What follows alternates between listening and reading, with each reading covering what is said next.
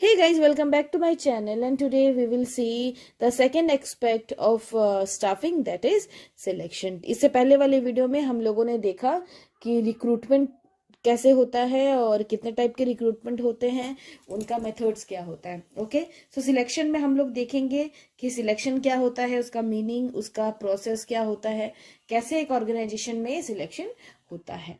ठीक है, सो रिक्रूटमेंट में हम लोगों ने क्या पढ़ा था बेटा कि जब भी कोई जॉब वैकेंसी आती है तो लोगों को जो इनविटेशन मिलता है कि हाँ चलिए आइए हमारे ऑर्गेनाइजेशन में ज़रूरत है लोगों की।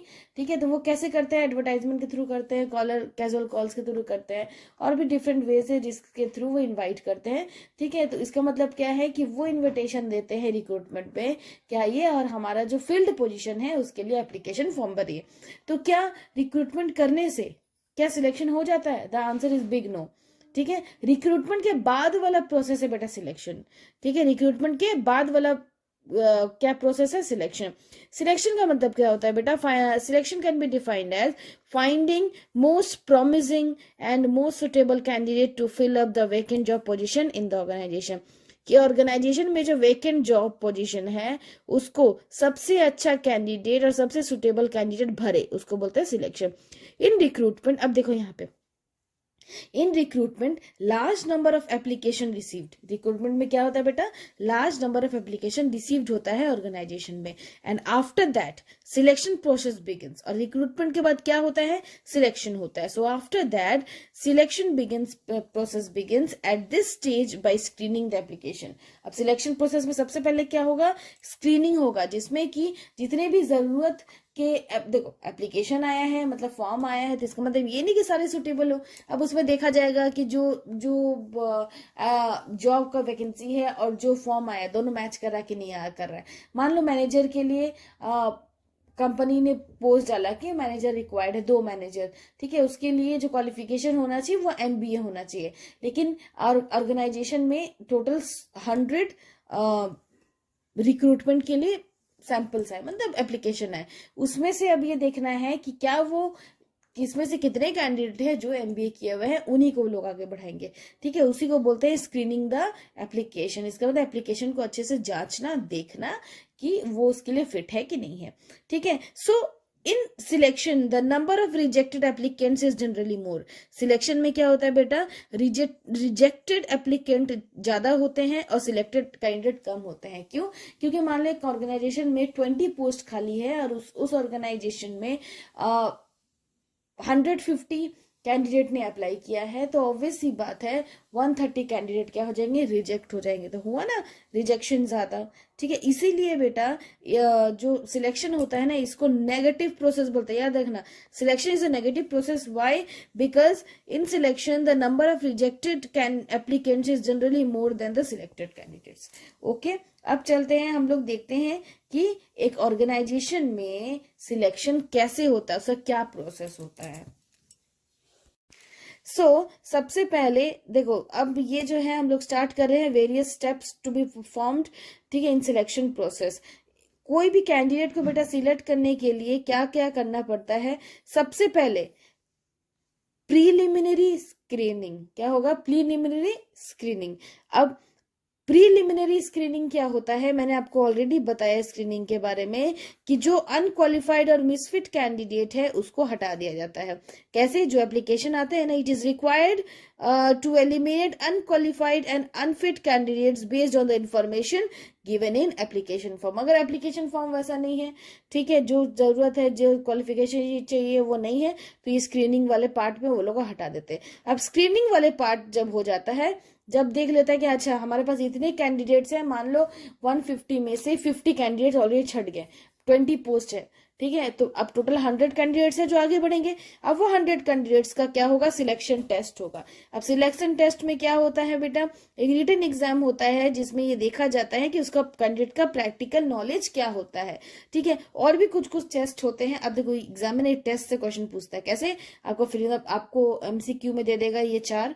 ठीक है, आप 4 में से उसका 4 आंसर दे देगा, आप बोलेगा मैच करो। ठीक है, तो ये आपको जानना जरूरी है। सबसे पहला टेस्ट है बेटा इंटेलिजेंट टेस्ट। ठीक है, इंटेलिजेंस टेस्ट में क्या होता है? जो कैंडिडेट आया उसका आईक्यू चेक करता है, उसका लेवल ऑफ इंटेलिजेंस चेक करता है।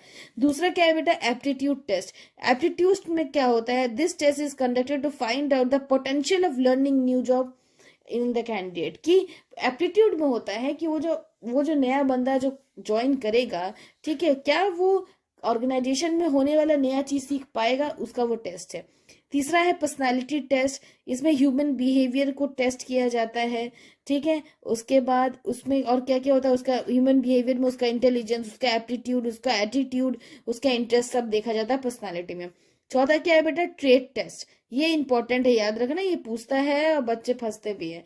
ट्रेट टेस्ट का मतलब होता है to check the existing skill of the individual, कि जो इंडिविजुअल जो कैंडिडेट है उसका एग्जिस्टिंग स्किल क्या है, मतलब कि वो उसको क्या क्या जानता है, उसको क्या क्या नॉलेज है, ठीक है। उसके बाद इंटरेस्ट टेस्ट, इसमें नहीं लिखा क्योंकि बड़ा सिंपल है कि ये देखना कि कैंडिडेट को किस किस चीज में इंटरेस्ट है, उसका लाइक्स क्या है, उसको क्या करना पसंद है, ठीक है। अब चलते हैं हम लोग हमारे थर्ड प्रोसेस में। पहला प्रोसेस क्या था, प्रिलिमिनरी स्क्रीनिंग। याद रखना, स्क्रीनिंग होने के बाद सिलेक्शन टेस्ट होता है। स्क्रीनिंग होने के बाद क्या होता है, सिलेक्शन टेस्ट होता है। अब हम लोग चलते हैं हमारे थर्ड में।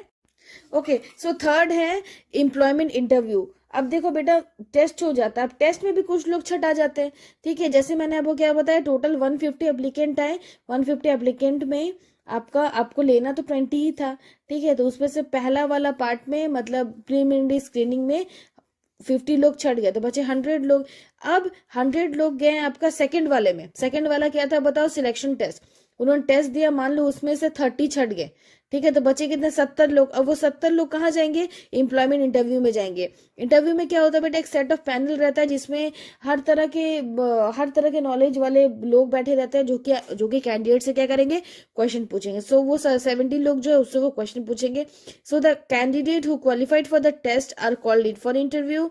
It is a conduct of final interview, for that a panel of expert is called, ठीक है। पैनल ऑफ एक्सपर्ट रहता है, वो लोग हर तरह से क्वेश्चन पूछता है, ठीक है।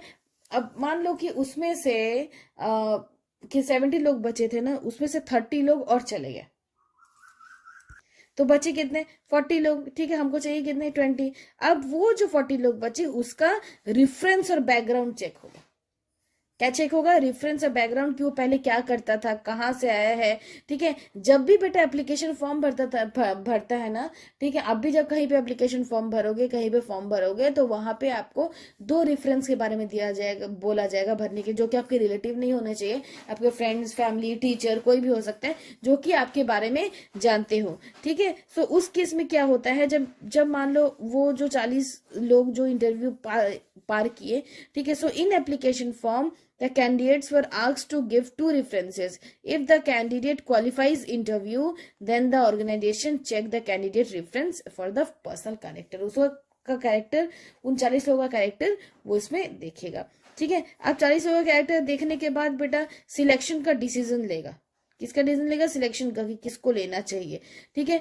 अब जो लोग ये 4 तक आ जाते हैं, ठीक है, उनका सिलेक्शन के लिए वो बेस्ट कैंडिडेट को चूज करता है। बेस्ट कैंडिडेट को चूज करने के बाद, ठीक है, मान लो चूज कर लिया, ठीक है, चूज करने के बाद उनका मेडिकल एग्जामिनेशन होगा, देखा जाएगा कि फिट है कि नहीं, कोई बीमारी तो नहीं है, ठीक है। मेडिकल एग्जामिनेशन के बाद उनको जॉब ऑफर दिया जाएगा। जॉब ऑफर में उनको ऑफर लेटर दिया जाएगा, अपॉइंटमेंट लेटर दिया जाएगा। उसके बाद लास्ट में कॉन्ट्रैक्ट ऑफ एम्प्लॉयमेंट, जो मैं अभी बता रही हूँ, अभी दिखाऊंगी, ठीक है। तो सबसे पहला क्या था, प्रीलिमिनरी स्क्रीनिंग। उसके बाद सोचो क्या था, सिलेक्शन टेस्ट। उसके बाद क्या है, इंटरव्यू लिया जाएगा। क्या लिया जाएगा, इंटरव्यू लिया जाएगा। फिर क्या होगा, इंटरव्यू लेने के बाद वो लोग का रेफरेंस और बैकग्राउंड चेक किया जाएगा, that is checking references and background. फिर उसके बाद क्या होगा, जब बैकग्राउंड चेक कर लेंगे तो होगा सिलेक्शन डिसीजन, ठीक है, सिलेक्शन डिसीजन होगा। उसके बाद मेडिकल एग्जाम होगा। क्या होगा, मेडिकल एग्जाम। उसके बाद होगा जॉब ऑफर, उन लोगों को जॉब ऑफर दिया जाएगा, ठीक है। अब लास्ट में क्या है, कॉन्ट्रैक्ट ऑफ एम्प्लॉयमेंट। सो बेटा कॉन्ट्रैक्ट ऑफ एम्प्लॉयमेंट में क्या होता है, उन वो लोगों को जो जॉब ऑफर दिया जाता है ना, उसमें कॉन्ट्रैक्ट दिया जाता है जिसमें कि साइन करना पड़ता है। उसमें लिखा रहता है कि आपको क्या क्या बेनिफिट्स मिलेंगे, आपका क्या जॉब होगा, आपका ड्यूटीज क्या होगा, रिस्पॉन्सिबिलिटीज क्या होगा, ठीक है, आपको पे कितना मिलेगा, पे अलाउंसेस कितना मिलेगा, ठीक है, आपको कितने घंटे काम करने, रूल्स क्या मिलेगा। प्रोबेशन पीरियड का मतलब होता है, देखो स्टार्टिंग में कोई भी जॉब आप करोगे तो आपको तुरंत परमानेंट नहीं करता, कुछ दिन के लिए आपको ट्रेनिंग में रखता है, उसी को बोलते हैं प्रोबेशन पीरियड।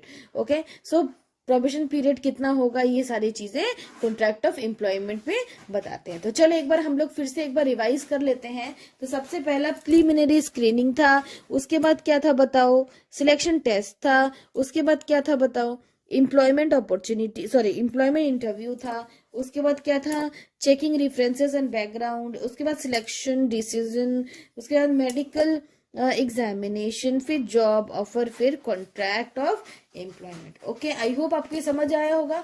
जिन बच्चों को कोई भी प्रॉब्लम है आप मुझे मैसेज करो, ठीक है, मैं आपको प्रॉब्लम सॉल्व करूंगी। ठीक है, अभी तक हम लोगों ने 2 एक्सपेक्ट देख लिया, मतलब 2 एलिमेंट देख लिया। पहला, इससे पहले वाले वीडियो में मैंने आपको रिक्रूटमेंट पूरा पढ़ाया था, जो कि एक बड़ा टॉपिक था। ठीक है, अब ये एक छोटा ही टॉपिक है ये वाला, ठीक है, मतलब ये सिलेक्शन वाला छोटा टॉपिक है, लेकिन इसका जो ये पार्ट है ना, ये जो पूरा उसके स्टेप है, ये एग्जाम में पूछता है, टेस्ट के बारे में पूछता है। ठीक है, इसके नेक्स्ट वाले वीडियो में हम लोग देखेंगे ट्रेनिंग एंड डेवलपमेंट। और एक बार ट्रेनिंग एंड डेवलपमेंट भी बड़ा टॉपिक है, ठीक है। तो ट्रेनिंग एंड डेवलपमेंट एक बार खत्म कर लेंगे ना बाबू, उसके बाद फिर हम लोग क्या करेंगे, उसके बाद ये चैप्टर का क्वेश्चन आंसर्स को देखेंगे। ठीक है, चलो बाय, टेक केयर एवरीबॉडी। जिन बच्चों ने मेरे प्रीवियस वीडियो नहीं देखा है वो देख लीजिए, और मेरे वीडियो को लाइक सब्सक्राइब कर दीजिए। चलो बाय, टेक केयर।